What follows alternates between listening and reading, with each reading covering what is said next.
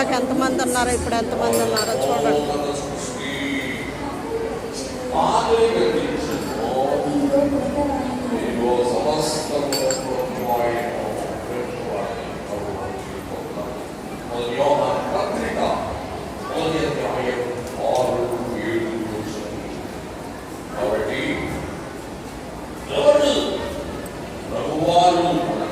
ఎంతమంది వచ్చారో చూడండి. విశ్రాంతి మందిరంలోనే ఎంతమంది ఉంటే అక్కడ ఇంకా ఎంతమంది ఉంటారో చూపిస్తారు.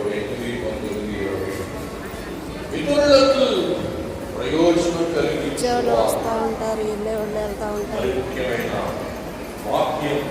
ఎంతమంది విశ్వాసంతో వస్తున్నారు చూడండి.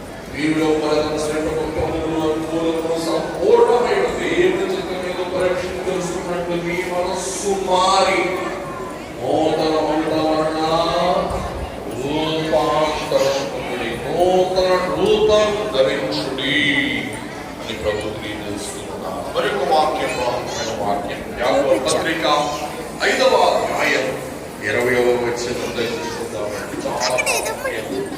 యాకోబు 5:20 పాపిని వాని తప్పు మార్గం నుండి మళ్ళించువాడు మరణము నుండి ఒక ఆత్మను రక్షించి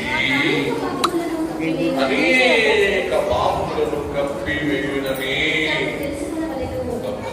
ఒక్క పాపినంట పాప మార్గము నుండి నీతి మార్గానికి మళ్ళిస్తే నీతి మార్గానికి మళ్ళించిన కావాలంటే ఆత్మ రక్షించిన వాళ్ళ మాత్రమే కాదు కానీ అనేక పాపాలు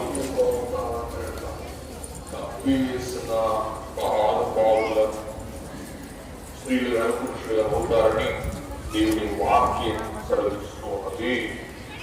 ఇర్మియా గ్రంథం 29వ అధ్యాయం 7వ వచనం ఫలములు ఆత్మ ఫలములు గల వారి కార్యం చేయాలని ప్రభు తెలియజేస్తున్నారు.